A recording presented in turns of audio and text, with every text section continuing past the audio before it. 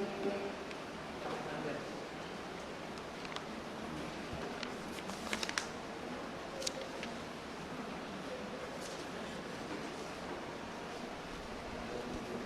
حضرة النبي مصطفى رسول الله صلى الله عليه وسلم آله الكرام شعور الفاتحة أعوذ بالله من الشيطان الرجيم بسم الله الرحمن الرحيم إياك نعبد وإياك نستعين اهدنا الصراط المستقيم صراط الذين أنعمت عليهم غير المغضوب عليهم.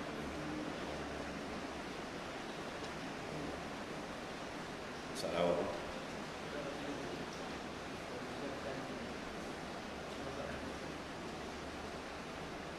Bismillahirrahmanirrahim. Qala mu'allif rahimahullah ta'ala. Soalan yang ketiga, membesarkan sahabat Nabi sallallahu alaihi wasallam dan memuliakannya. Sesungguhnya dengan sepotong hadis Nabi SAW dalam masalah 29 menunjukkan wajib membesarkan dan memuliakan segala sahabat Rasulullah sallallahu alaihi wasallam. Kerana sabdanya, aku pesan pada sekalian kamu dengan segala sahabatku, yakni hendaklah besar dan muliakan mereka dan beri segala hukuk, segala hak-hak mereka. Maka jangan sekalian kamu tiada ambil peduli dan ambil bicara, tak ada ambil bicara akan mereka itu dan menghina, apalagi mengkafirkan dia. Syiah ni kafir yang sahabat ni. Sahabat ni kafir, berat. Ya, itulah disebut dicaci mereka itu dan tidak diindahkan apa-apa yang datangkan daripadaku. Jangan begitu. Sebab pun aku berpesan suruh pedulikan, mana mengambil, maknanya perhatian, memuliakan sahabat-sahabatku, kerana dengan mereka itulah kembang agama Islam. Ya, ini ibarat bintang, ashabi kan nujum bi ayyi muqtadaitum ihtadaitum. Sahabatku seperti bintang di langit, kata Rasulullah SAW. Mana satu kamu ambil, saya kamu dapat petunjuk dan hidayat Allah Ta'ala. Maka mereka itu benar-benar menanggung payah dan susah, betapa meninggikan Islam dan mengembangkan akan agama Allah, akan Islam. Setengahnya tembusnya agama Islam dengan jiwa, disanggup dia berkorban, masa, harta benda, akhirnya jiwa, tenaga dan nyawa digadaikan. Dan setengahnya menebus agama dengan jiwanya dan hartanya. Hendaklah besarkan dan hormatkan mereka itu dari masa hidupnya dan matinya. Itu di antara sahabat-sahabat baginda Islam yang mendapat tarbiyah, didikan terus daripada Rasulullah sallallahu alaihi wasallam. Banyak sana hadis yang memuliakan para sahabat. Kalau Rasulullah memuliakan, siapa lagi kita? Ya. Masalah membesarkan tabi'in lah dan memuliakan mereka. Sahabat ialah mereka yang bertemu dengan Rasulullah SAW, beriman dan mati dia pun beriman, wafat. Tabi'in pula bertemu dengan sahabat, beriman dan wafat, mati dia beriman.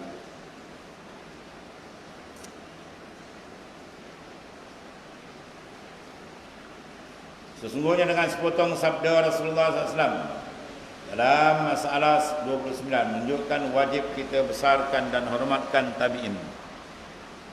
Itu para sahabat dan juga para tabi'in yang mengikut sahabat. Kerana sabda Nabi sallallahu alaihi wasallam, aku pesan pada sekalian kamu, kemudian daripada kamu besarkan dan hormatkan sahabat-sahabatku, hendaklah besarkan dan hormatkan orang-orang yang mengiringi mereka. Ialah tabi'in, man laqiya sahabat mukminan wa mata mu'min. Mereka bertemu sahabat, mati hidup dan mati dia beriman. Kerana orang-orang tabi'in itulah yang menerima apa pengajaran Rasulullah SAW dan sabda Islam kepada sahabat Nabi, diterima daripada sahabat dan disampaikan kepada sekalian orang-orang belakangnya dengan cukup benar dan amanah. Jadilah kembang Islam, ya, agama Islam mereka itu, dan kekal apa hukum di dalam Al-Quran dan sunnah Rasulullah SAW.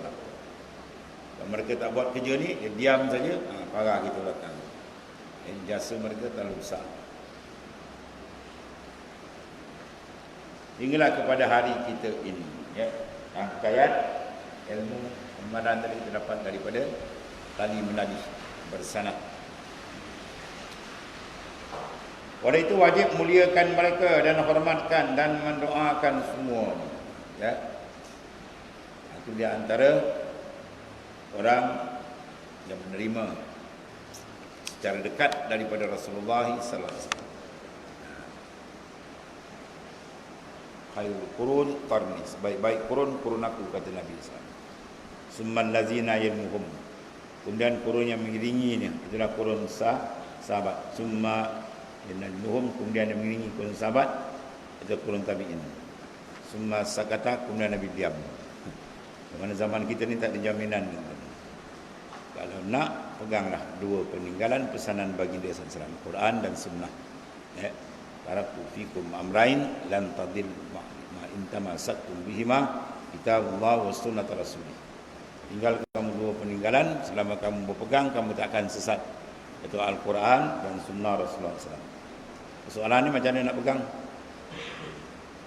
Rasulullah kata pegang dengan sunnah Quran dan pegang dengan sunnah. Ambil Quran tangan kanan, sebelah lagi pegang hadis, macam tu. Pegang sampai mati. Ya, pegang sampai mati. Maknanya berpegang dengan segala amalan yang ada, arahan yang ada dalam Al-Quran dan Sunnah. Persoalan ni macam mana nak keluarkan arahan tu, siapa nak faham? Sahabat lebih memahami. Lepas turun sahabat baru tabi'in. Sebab tu kita perlu kepada ulama'-ulama' dia, mereka yang menghuraikan. Ya. Dia kata tak nak pakai ulama', kita nak pakai Quran hadis saja. Ambil Quran kau pegang sampai ke mati, pegang ni. Nak pegang Quran. Dia tak tahu Quran tu lalu ke mana. Quran tu ada ke malaikat Jibril jumpa kamu. Diturun kat Melaka, kata Mamat dolar kena Quran. Ya, Quran tu kita baca tu daripada siapa? Datang ni. Daripada Rasulullah SAW, turun pada sahabat, turun tabi'in. Turun pada tabi'in terus. Mana merangkaian mereka. Ya, mereka menjaga betul Quran dan hadis-hadis Rasulullah SAW. Sebab tanpa mereka kita pun tak kenal. Kan? Ni hadis yang kita baca ni pun. Ya. Yang ditolong terjemahkan oleh Syekh Marbawi. Ditolong terjemah. Kalau tak terjemah asal daripada Arab. Ya, kitab Sahih Tirmizi. Kita tengok je lah. Baris tak ada. Nak baca pun tak boleh. Yang temerang-temerang. Kita nak pakai Rasulullah SAW, tak nak pakai ulama'. Kau baca lagi tak ada baris. Kau tak nak ngaji nahu, tak ngaji apa, alat dia kan. Terkadang cakap tu tak apa, tak setarap dengan diri dia sendiri. Allah.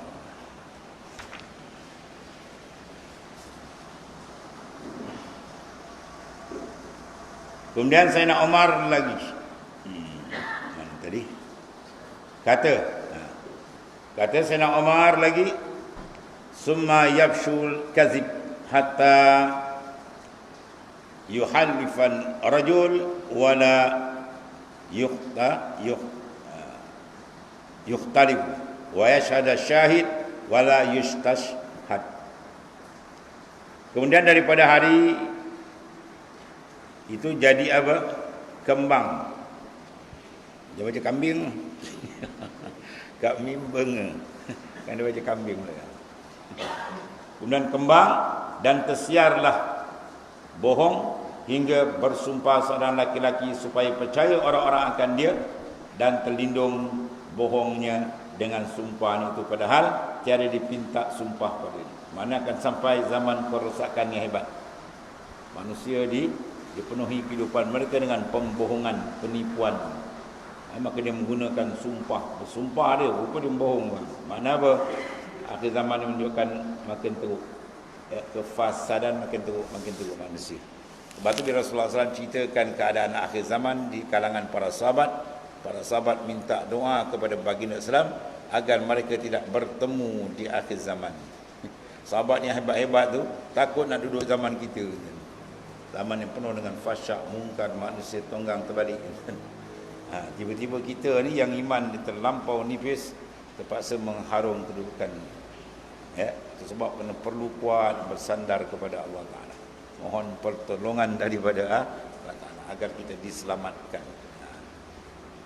Cara nak selamat, peganglah dengan peninggalan baginda SAW, Al-Quran dan Sunnah Rasulullah SAW, yakni dengan mendekati para ulama-ulama yang muktabar, dan nak dekat mana dia tak ada kitab mereka, itulah dia dah tak ada karangan mereka, imam-imam mazhab yang muktabar semua tu kita ikut. Tu cara kita berpegang, bukan pegang-pegangan tangan.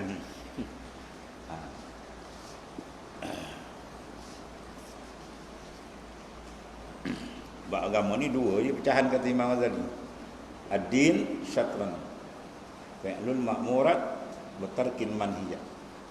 Agama tu dipecahkan dua je, iaitu fi'lul ma'murat, melaksanakan segala arahan Allah Ta'ala. Yang kedua, wa tarkil manhiyat, meninggalkan segala larangan dan tegahan. Persoalan dia, mana mungkin manusia boleh melaksanakan perintah dan meninggalkan larangan kalau perintah dan larangan itu mereka tak tahu. Apa yang Tuhan suruh? Apa yang Tuhan larang? Itu menunda perlu kepada apa? Suluhan, cahaya, ilmu. Ilmu itu penting. Ilmu ibarat nur, dia menyuruh. Bila kita suruh, baru tahu, wah, ni dia Tuhan suruh, yang ni dia Tuhan larang, baru tahu. Barulah kita boleh beramal. Kalau kata kita pegang, kata ikut apa disuruh. Persoalan ni apa disuruh? Itu yang kena apa? Memperkasakan akan ulumuddin. So kita memperkasakan. Banyak hadis-hadis sahih mana menceritakan kelebihan besar bagi orang yang mencari ilmu Allah Subhanahu Wa Taala. Sebab itu kunci untuk mengetahui apa yang disuruh dan apa yang dilarang. Kerana letaknya kejayaan manusia dunia dan akhirat apabila mereka dapat melaksanakan perintah dan meninggalkan larangan. Itulah kunci dia. Kalau dia tak dapat, maknanya gagal hidup dia. Itulah pentingnya ilmu. Sebab Nabi letakkan ilmu itu imam. Al-ilmu imamul amal wal amal tabi'uhu. Ilmu itu menjadi imam kepada amal, dan amal itu tabi', pengikut, ibarat makmum. Bila sembahyang berjemaah, maka dia ada satu kaedah.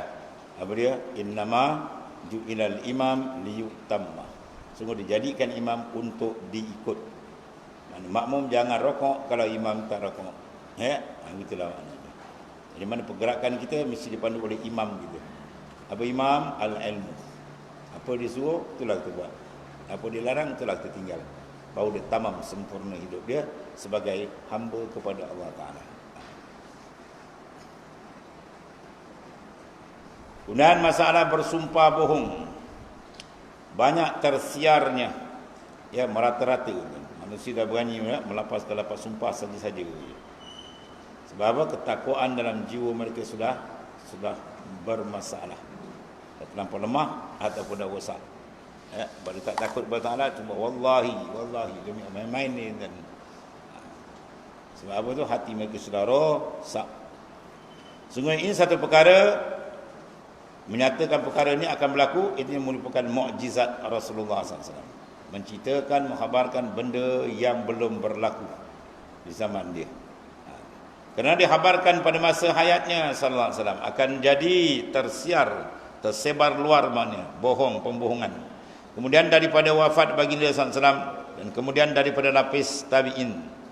Seperti yang tersebut dalam sepotong hadis dalam masalah 31. Hinggalah sampai kepada hari kita ini bertambah-tambah tersiarnya, dan didengar segenap waktu macam-macam pembohongan. Pertama kuat membohong orang kan. Orang politik kuat membohong. Dia buat manifesto, ada tu. Meleli-liu rakyat baca, aku dah dapat hafal dia hakal ni hidup. Terang-terang ni hakal pembohong usah. Sebab apa tu? Politik mereka tidak berdasarkan Islam. Politik nak selamat, dia kena pakai Islam, baru dia selamat. Ya. Gerak-geri hidup itu semua lah, nak selamat, kena kait Islam, kena jaga. Yang perjalanan hidup ikut Islam, dia akan selamat. Yang rumah tangga ikut Islam, rumah tangga selamat. Negara ikut Islam, negara selamat. Dunia ikut Islam, dunia selamat. Di belakang dari Islam, habis. Punah tanah, tonggang langgang.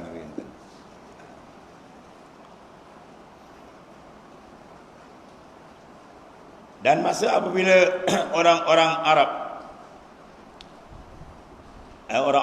itu bercakap, cukuplah dengan sumpahnya yang menjadi dinding bohongnya tadi pada tiap-tiap yang dikeluarkan oleh lidahnya. Istimewa pula Arab di negeri Mesir. Buat tuan Syekh kita ni mengaji Mesir dulu. Kitab ni orang panggil kitab panas. Kitab Baru Mazi ni kitab panas. Tu kitab panas. Ilmu panas-panas. Tuan Syekh kita ni dia mengaji di masjid di Azhar kan, di Jami'. Kemudian dia balik terus dia jalan kempen lagi. Itu makna ilmu panas lagi. Apa dia dapat tadi daripada syekh dia guru mengajar, balik terus dia tulis. Balik terus tulis. Ya. Itu Syekh Marbawi punya keadaan. Istimewa pula orang Arab di negeri Mesir. Maka bohongnya telah menjadi apa? Penyedap cakap. Wallahi. Dan terbilang megah pada diri pula. Sebenarnya bercakap mereka cukup dengan apa? Sumpah, padahal tidak siapa daripada taulannya. Dan yang dan dilawan yang bercakap minta ia bersumpah. Orang tak bersumpah, orang dia bersumpah. Kata tuan pengarang masa dia di Mesir lah. Sekarang berkata dunia sama ia perangai tu. Ya. Siapa mereka tidak kembali pada agama Allah. Maka sekalian aib bohong mereka itu telah diketahui, mereka akan kembali ke atas dirinya. Tetapi apabila telah menjadi pakaiannya, hiasannya dah jadi sedap, maka sudahlah tiada jadi aib pula kepada mereka. Dan terjadi muka mereka itu muka orang yang tidak malu. Muka tak malu. Kemudian Sayyidina Umar radhiyallahu an dalam khutbahnya lagi dia bersabda, wa yashhadu syahid wala yustashhadu. Dan jadilah saksi oleh yang naik saksi, padahalnya tidak dipinta dia jadi saksi. Orang tak minta pun dia gigi nak jadi. Yang diminta jadi saksi benar pula melarikan dia. Macam-macam lah. Itu semua unsur apa dia panggil? Unsur kerosakan di akhir zaman. Macam-macam hal berlaku. Kemudian masalah 33, saksi bohong. Sebenarnya pada sepotong hadis dalam masalah 32 ni yang lalu ni, sebetulnya ada berlaku sebagaimana disabdakan oleh Rasulullah sallallahu alaihi wasallam. Istimewa pula dalam masa kita yang akhir ini. Kita ni siapa ni tuan pengarang zaman dia ni. Zaman kita ni lagi lah kan. Dan berterang-terang ya ada perbuatan seperti seorang bertaulan bercakap-cakap dengan orang, maka terang-terang taulan itu membuat cakap bohong. Maka datang ia kan segala perkataan taulan tadi supaya percaya orang mendengar taulan, dia pula terlibat. Dan maksudnya ialah mengiyakan taulannya yang berbuat bohong itu ialah semata-mata mengambil hati taulan.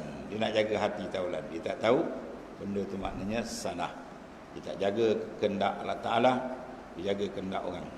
Maka menunjukkan cenderung dan suka kasih kepadanya. Padahal taulannya itu tidak minta saksi cakapan dan taulan. Dia cakap saja, yang dia pula nak iyakan sangat, dia pula sanggup. Ya. Dan hingga berlaku menjadi saksi seorang yang tiada dilihatnya, tiada ketahuinya apa perkara yang disaksikan. Ya, saja dia. Dan dia tak ada apa benda yang disaksikan. Dia mengaku dia melakukan pembohongan dan penyaksian bohong. Melainkan daripada iaitulah mulut yang berselisih dan berguam itu sahaja. Berguam macam-macam bahasa. Maka pergi ia dengan sendirinya kepada hakim, ya, yang menghukum antara yang berselisih menjadi saksi bohong bagi meluluskan pembohongan dia dan bohong yang haram, na'udzubillah. Maka hendaklah ingat, jangan sungguhnya jangan seorang yang Islam memperbuat demikian itu. Maksudnya membela benda yang batil, yang tak betul. Kerana apa? Mendatangkan murka Allah Subhanahu Wa Taala yang amat sangat. Itu yang paling kita takut, kemurkaan Allah. Sebab rasa kegerunan kepada Tuhan itu perlu disuburkan. Ya, dia boleh menjadi sebab benteng daripada maksiat. Tengok dalam hadis 7, sab'atun yuzilluhumullah yauma la zilla illa zilluh, dalam hadis kan. Jadi dalam salah satu cerita dia, da'athu rajulun da'athu imra'atun zatu mansibin wa jamalin faqal inni akhafullah rabbal alamin. Itu slogan kita kena pakai. 7 golongan yang dapat lindungan arasy di akhirat. Di antara dia apa? Rajulun da'athu imra'ah. Satu lelaki diajak berzina oleh perempuan. Perempuan tu pula cantik, rebutan orang, lawa, subuh-subuh lah. Tiba-tiba ajak dia berzina. Apa keluar mulut dia? Inni akhafullah rabbal alamin. Sungguhnya aku gerun dan takut kepada Allah. Itu slogan kena pakai. Apa saja bentuk maksiat mungkar kita bertembung, ingat tu inni akhafullah. Ya, letakkan takut kita kepada Allah tu di depan, boleh selamat. Ini tak, ni takut dengan kawan. Kawan kata pula kan tak support dia pula, habislah dia. Benda tak betul pun jadi dia pergi memberikan sokongan saksi pada benda yang tidak betul. Ini membinasakan diri mereka sendiri.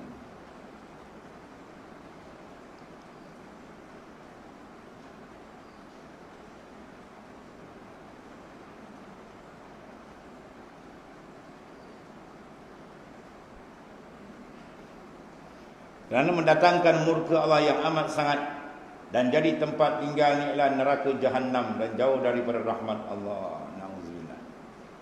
Dan lagi sabda Rasulullah SAW, ala la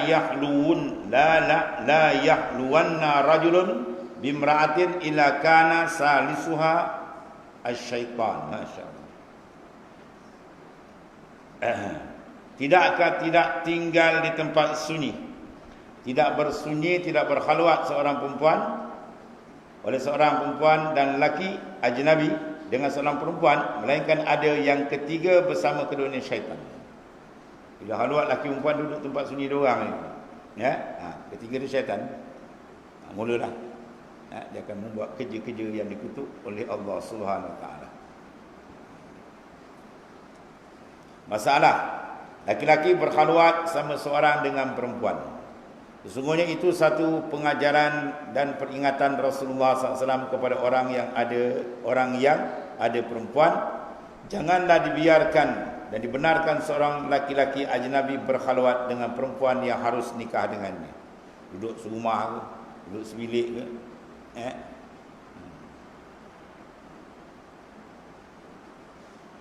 Yani jangan seorang laki-laki yang halal nikah masuk bercakap dengan seorang perempuan yang halal nikah dengannya sama seorang di tempat sunyi. Allah, ini banyaklah berlaku bersepan kan. Yang tu buat lagi kerja pejabat. Dia dah menikah, yang tu menikah. Yang dia lelaki orang berjalan dengan bini orang. Yang bini orang pula berjalan dengan lelaki orang. Kadang makan sama je. Oh, macam-macam hal dia. Nak tahu cerita ni macam itu kadi, macam-macam kes dia. Sampai peringkat akhir bercerai. Macam-macam. Ini bahaya. Sebab tu masalah perempuan, aurat dia kena jaga, percampuran dia kena jaga. Kena jaga sebab cukup fitnah paling besar. Bani Israel jadi kufur disebabkan perempuan. Perempuan ditarikan cukup kuat. Laulan nisa la'ubidallah haqqa ibadati. Kalau kaum perempuan tak ada, laki-laki dapat beribadat sepenuhnya. Jaga tu. Itu Rasulullah nak ceritakan bahaya perempuan cukup hebat. Tapi bila perempuan pula dia berjaya jaga betul, martabat dia diangkat pula. Mar'atus salihah khairun minad dunya wa ma fiha. Perempuan yang betul-betul salihah, martabat dia diangkat lebih baik daripada dunia dan isi dunia ni. Jadi maknanya dia dua persimpangan kan. Perempuan dari tarikan, kadang dia iklan tayar lori, perempuan pegang. Pasal perempuan kata itu. Perempuan dijadikan alat kan ni. Macam-macam betul dia orang. Satu tempat tu lagi tak, bilik mufti ke kan. Kita cerita lah mufti mana, kita pergi jumpa terperanjat. Bilik mufti, bilik.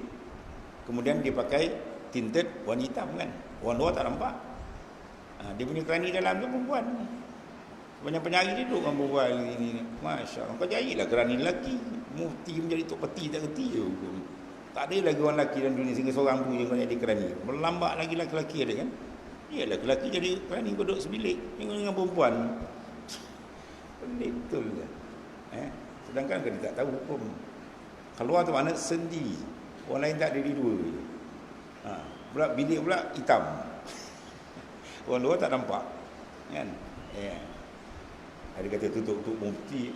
Bal'am Ba'urah ni wali boleh terbang mati kapi. Bal'am Ba'urah boleh terbang atau udara karamat. Sekali mengajar 10,000 dakwat, botol dakwat habis punya. Hebat tak hebat, boleh terbang atau udara. Mati kufur. Kes apa? Perempuan. Dia main perempuan tu bahaya. Allah. Masuk berbual dalam sebab adalah hadis mukhtar dan hadis ya. Naha Rasulullah SAW ayyatakallama al-mar'ah ayyatakallama maru bi ghairi izni zawji. Rasulullah SAW menegah perempuan bercakap dengan lelaki ya, tanpa izin suami dia. Ini tak tahu tengok kadang naik kereta dengan lelaki orang lain pelik ke bercakap macam berat dengan pergaulan kan tak dijaga sekarang ya. Perempuan jangan diberbual dengan laki-laki lain ya, dengan suami dah. Kalau angkat telefon dah bagi dia punya suara lelaki abang cakap dia pula bodoh lelaki tu bodoh jaga tu.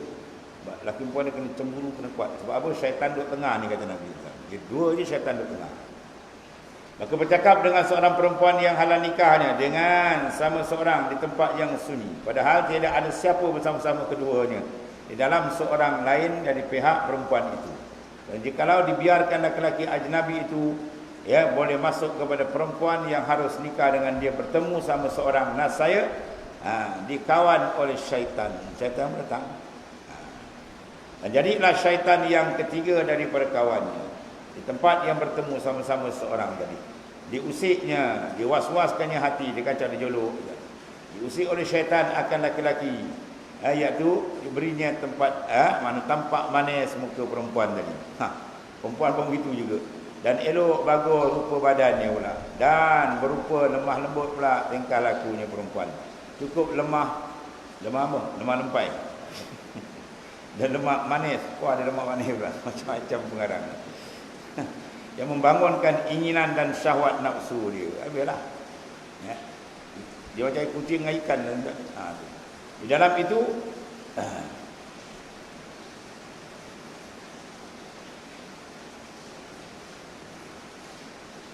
diberangsang oleh syaitan akan hati pula.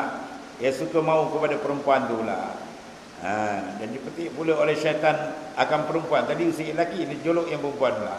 Suka mau hampir kepada laki-laki tadi. Di dalam hal keduanya bercakap-cakap, berbual, sudahlah masing-masing mengeluarkan perkataan cakap gurau, senda pula dah. Dan tertawa. Dan cakap sindir menyindir. Macam-macam syaitan. Akhirnya terlingkup. Dan bermakna seorang yang asyik pada seorang. Dan masing-masing berlawan. Maknanya lawan senyum pula dah. Berhampir-hampiran. Habis di Arab satu. Dan sampai mau maknanya bertampar-tamparan. Bermain bergurau. Sentuh menyentuh. Cubit menyubit. Dan sebagai daripada kelakuan yang menaikkan syahwat. Dan ingin seorang kepada seorang. Tidak sampai berapa kali bertemu. Demikian jatuhlah antara kedua dalam zina. Habis. Ya, itu dia nak. Kenalah seorang mukmin itu ingat akan pesan Rasulullah SAW. Ya, jangan dibenarkan seorang laki-laki berkhalwah, ya, masuk duduk berbual sama seorang perempuan yang halal nikah dengan dia. Supaya apa? Terpelihara agama dan nama dia. Selamat daripada murka Allah Subhanahu Wa Taala. Ya. Pada dalam bab zina dia kata wala taqrabu zina. Dia tak kata wala taznu. Wala taznu jangan berzina tak. Wala taqrabu. Hampir pun jangan. Segala benda yang boleh hampir kepada zina apa? Percakapan, perbuatan, pergaulan. Semua tu ketat kena jaga. Ya. Jadi kita dengan perempuan ni kena ketat penjagaan. Dia bukan ketat jaga, dia pakai kain ketat pula. Dia tak suruh orang pun macam-macam besin dan ni. Allah. Sebab sahabat bila dengar cerita macam ni tak sanggup hidup dan akhir zaman. Dan perempuan pukul, laki-laki macam perempuan macam. La'anallahu ar-rajul al-mutasyabbih bir nisa. Nisa al-mutasyabbihina birrijal. Antara laknat laki-laki yang menyerupai perempuan, perempuan menyerupai laki-laki. Kan? Kadang dia berjalan kita tengok belakang tak kenal, ni jantan ke betina? Tengok inyakan betina, rupa cantik, rupa jantan. Kan? Jadi macam bondan, macam hal. Kendala seorang mukmin itu ingat akan pesanan baginda Rasulullah SAW. Jangan dibiarkan seorang laki-laki berkhalwat, masuk duduk berbual bersama perempuan dengan perempuan yang halal nikah dengan dia. Supaya apa? Terpelihara agama dan nama dan selamat daripada murka Allah. Kemudian kata Sayyidina Umar di dalam khutbahnya lagi, dalam sabda dia lagi, alaikum bil jamaah wa iyyakum wal furqah fa inna syaitana ma'al wahid wa huwa ma'asnaini ab'ad. Ada lazimkan oleh kamu akan sidang jamaah, ya, duduk dalam jamaah, dan jauhkan diri sekalian kamu daripada cerai dengan mereka itu. Ya, kita disuruh apa? Berjamaah, semayang berjamaah, hidup cara bersatu berjamaah. Itu wajib kita ada jamaah Islam, kena jamaah. Sebab kalau seorang mudah syaitan kacau gitu, ya.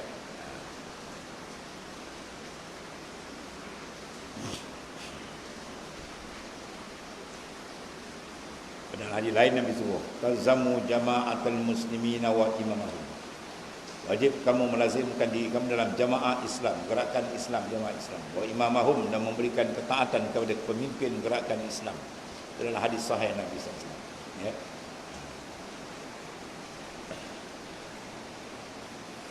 Kemudian sahabat tanya, wa in lam takun jamaah. Kalau zaman tu gerakan Islam tak ada, jamaah tak ada. Ya.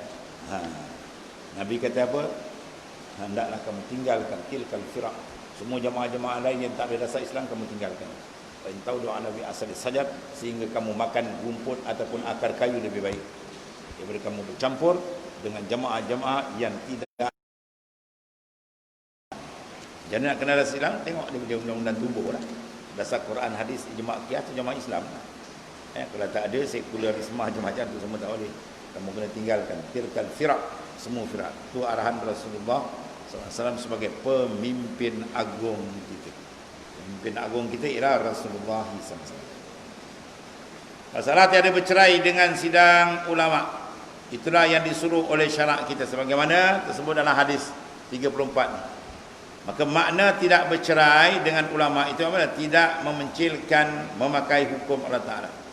Dalam memakai hukum Tuhan, kita kena pakai pendapat ulama-ulama muktabar, sebab mereka orang yang lebih memahami Al-Quran. Ya. Sebab tu wajib kita bermazhab. Ya, wajib kita ni orang muqallid bermazhab. Sebab wajib orang bermazhab? Sebab kita bukan ahli ijtihad. Kalau kita ahli ijtihad, tak boleh ijtihad sendiri. Ya, ni baca Quran nak subuh bagi, lepas tu nak terjemah lagi, wah banyak kerja. Kalau mujtahid tak apa. Adapun kita tak sampai peringkat mujtahid, maka wajib kita bermazhab. Ya. Bila dia kata kami tak ikut mazhab, kami ikut Rasulullah SAW. Wah, macam kau seorang ikut. Ya.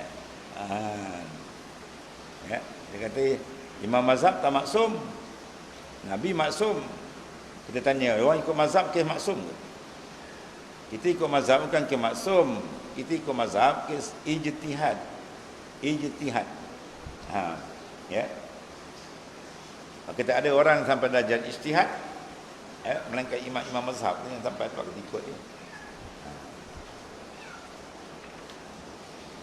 Bukan ke maksum ya, ke ijtihad.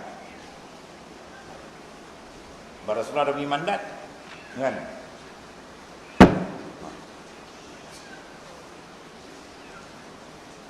Rasulullah diberi mandat kepada orang yang sampai darajat. Man ijtahada fa asaba falahu ajran wa man ijtahada fa akhta'a falahu ajrun wahid. Hadis sahih. Siapa yang ijtihad betul dapat 2 pahala. Pertama pahala ijtihad, kedua pahala betul. Kalau tersilap dia dapat 1 pahala. Ya, benda mana? Benda yang masuk dalam kategori ijtihadi. Mereka cukup lengkap syarat dia. Perempuan rolah ilmu dia pakar, kan? Ini dia tak pakar, dia nak ijtihad je.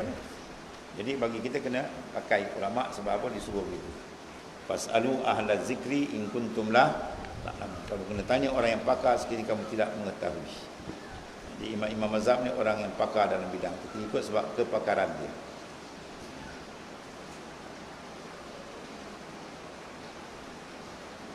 Guna masalah tidak bercerai dengan sedang ulama itulah suruh oleh syarak kita. Sebagaimana tersebut dalam hadis masalah 34, makna tidak bercerai dengan ulama dia tidak memencilkan diri memakai hukum. Dan nak pakai hukum tak pakai ulama, dia pakai sendiri je.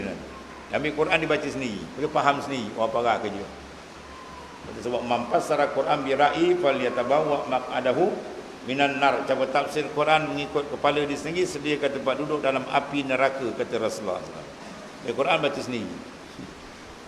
Sekarang yang kita baca Quran sekarang ni lah, sebelah tu dunia yang baca tafsir Quran, bukan ditafsir, dia membaca tafsir yang sudah ditafsirkan oleh para mufassirin. Kita baca je, itu kadang tak boleh nak baca. Tempat-tempat kita Arab dia kan. Maknanya apa? Kita membaca dan sudah tafsir. So kita tafsir bukan kelayakan kita. Ya. Bahkan muafakat dengan sidang ulama dan memakai apa hukum yang diijtihad. Itu dia. Dan yang diistimbat dari Quran. Nak mengeluarkan hukum daripada Quran. Oh, bukan kerja kita kan. Ya, nak faham ini ayat adakah maknanya am atau khusus, ya, dan sebagainya lah. Karinah dia macam-macam. Daripada Quran dan hadis Nabi sallallahu alaihi wasallam. Maka apabila seorang itu memakai hukum yang tiada muafakat ambilnya daripada Quran dan hadis, nasai bercerai namanya, ya. Daripada jemaah ulama. Baik pun berijtihad dengan sendiri ataupun menurut ijtihad dan mazhab orang yang berfikir sendiri. Ya, yang terpencil ini daripada ulama-ulama yang mujtahidin, daripada sahabat dan tabi'in dan tabi'in dan lainnya. Sebab kita disuruh ikut apa? Ijma' para mereka semua, sahabat, tabi'in dan sebagainya. Nabi nyatakan ma ya'is minkum fasayara ikhtilafan katsira fa alaikum bi sunnati wa sunnati khulafa'ir rasyidin al-mahdiyyin addu 'alaiha bin nawajis. Karena siapa wahai sahabatku yang panjang umur, dia kamu akan melihat perpecahan umatku yang terlampau banyak. Ya, maka lazim kamu berpegang dengan sunnahku dan sunnah para sahabat. Sebab maknanya apa? Jemaah para sahabat. Ya, jamaah itu para sahabat. Sebab mereka lebih memahami, kemudian turun pada tabi'in dan tabi'in. Dan sebab pun disuruh syarak sidang kita bersama dengan para ulama ni yang ahli ijtihad, memakai ijtihad mereka, dan jangan memencilkan kerana sabda Rasulullah SAW, fa inna syaitan ma'al wahid, ya, ma'al wahid wa huwa minasnaini ab'ad. Kerana bahawa syaitan itu serta orang yang berseorang diri, dan ia serta orang yang berdua itu lebih jauh. Kerana kalau kita ramai, syaitan payah nak masuk. Kalau seorang senang tinggal. Serigala tengok kambing seekor, senang dia puluk. Kalau ramai-ramai dia kuat nak masuk.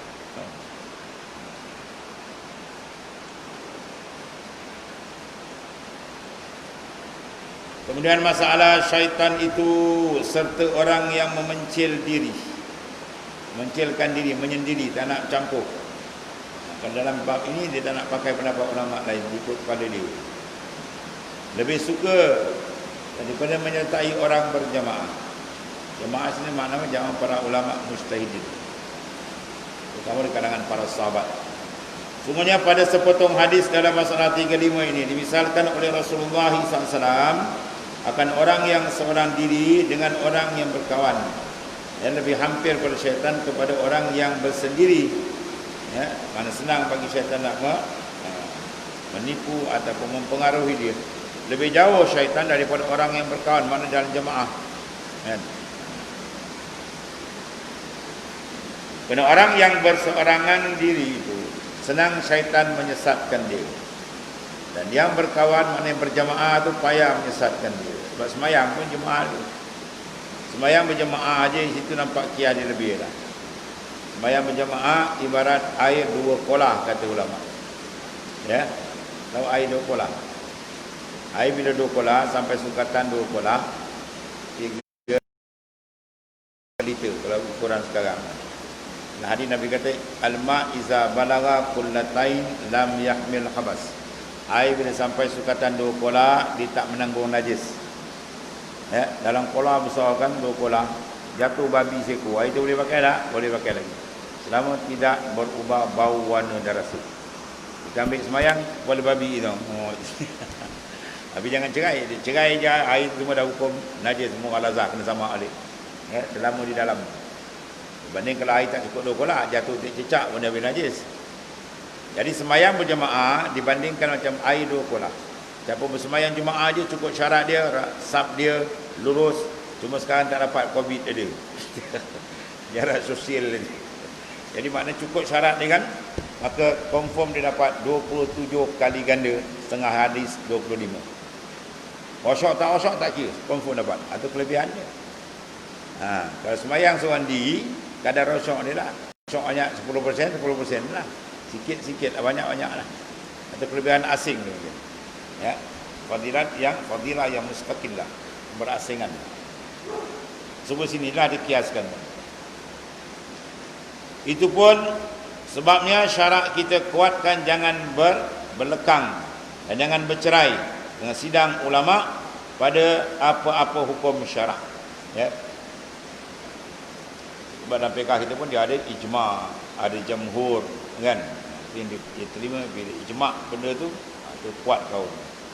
Kerana telah dikatakan tadi, syaitan jauh tipunya, ya, tipu dayanya dan sesatnya dan was-wasnya serta jaba orang yang berdua. Ya. Yang satu kata dan fikirannya. Apatah lagi serta sidang ulama, ya, maka lebih-lebih terpelihara daripada tipu daya syaitan. Ada ramai kan boleh bertukar fikiran, boleh beri pandangan pada seorang dia pakai kepala dia. Kerana ulama itu dipanggil apa? Suruh. Maka bersama dengan ulama yang banyak itu tentulah lebih dipercayai, aman daripada bahaya, dengan sebab duduk dalam cahaya yang banyak lagi teranglah.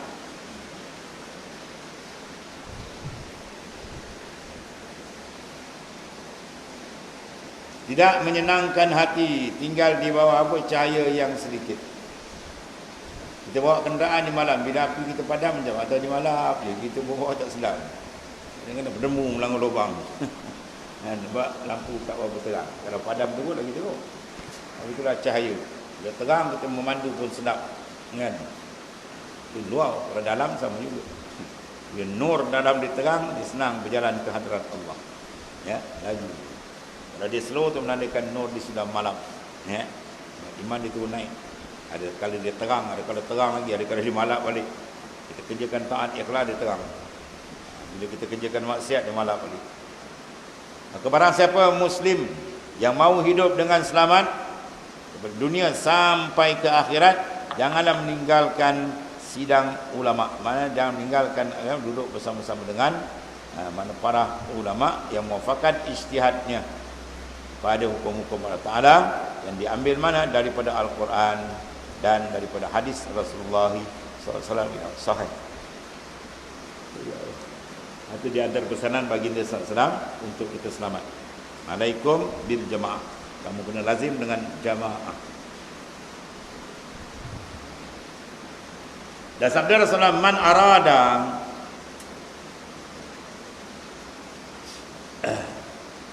arada buhbuhatal jannati falyalzamil jamaah.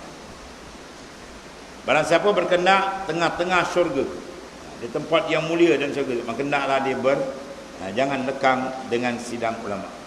Maknanya dia jangan lekang, jangan meninggalkan memakai pandangan ulama-ulama yang muktabar, ya, yang sepakat.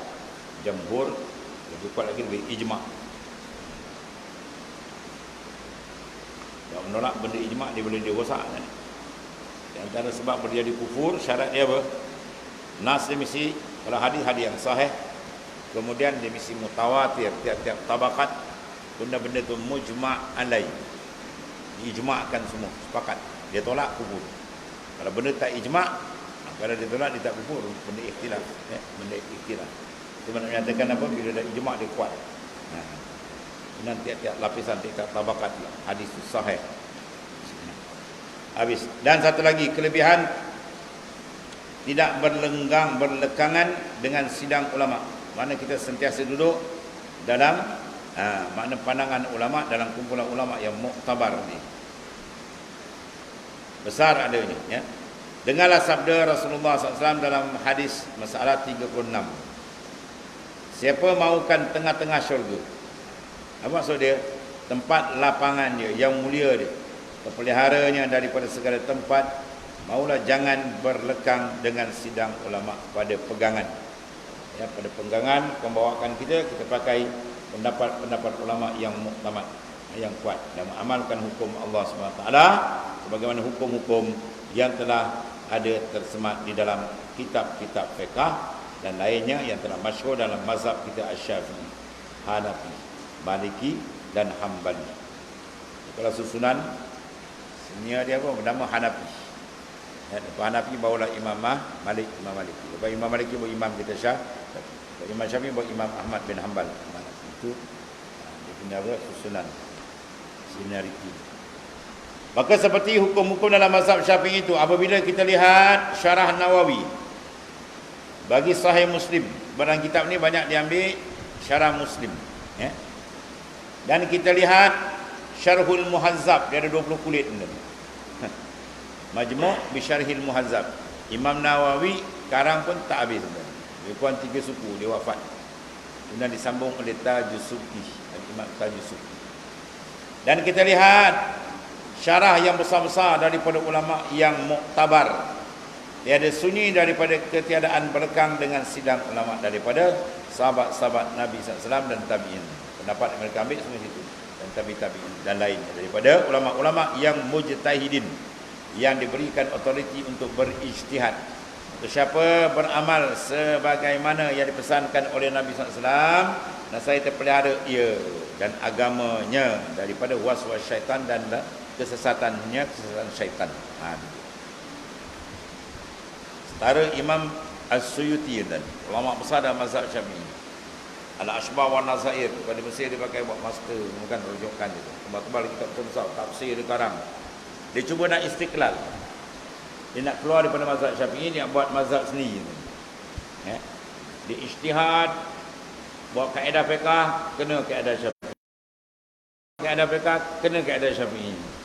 Lama-lama dia mimpi malam satu bangunan yang cantik bertiangkan 4. Itu warid dia. Warid. Tiang 4. Apa maksud dia? Dia fahamlah, cukuplah 4 mazhab, tak payahlah tambah-tambah. Ya, 4 dah cukup lagi. Lalu ditarik di masuk Syafi'i balik. Setara dia punya taraf ulama besar. Ya. Ujak-ujak pula masuk Syafi'i balik. Yang ni baca hadis pun terbalik, tak nak pakai mazhab. Macam-macam hal kan tuan ni. Imam Syafi'i punya kaedah fiqh. Satu kaedah yang Imam Syafi'i buat, dia sudah standby 7 lapis jawapan di belakang.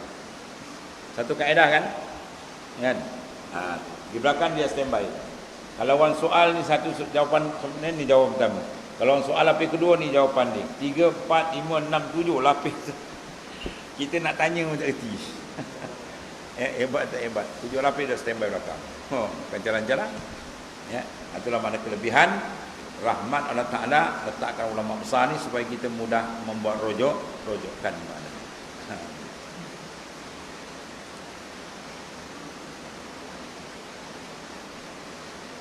Kemudian kata Sayyidina Umar radhiyallahu an, man sarrathu hasanat wa sa'athu sayi'at wa zalikumul mu'min.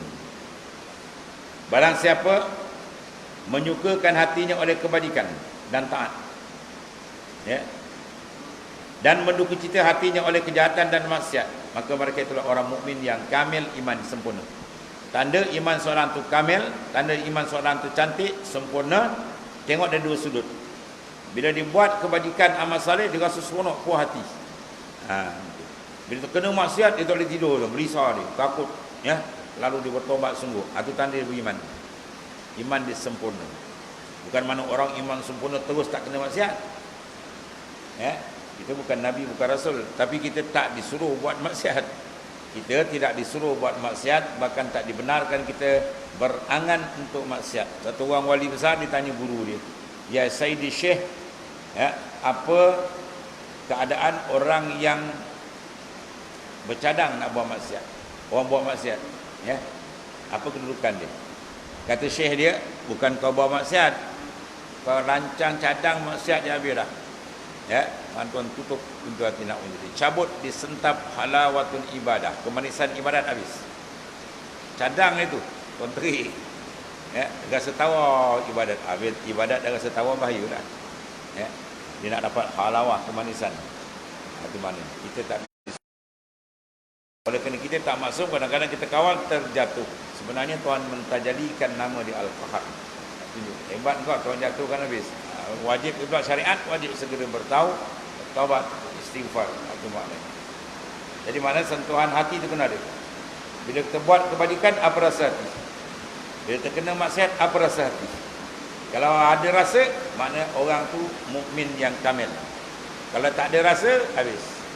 Dia buat taat pun tak ada siapa, buat maksiat pun saja tak ada aku. Wah, itu bukan. Ibarat jasad sudah lumpuh. Ya, kita tori dengan pisau pun tak ada apa. Dia biar ada rasa.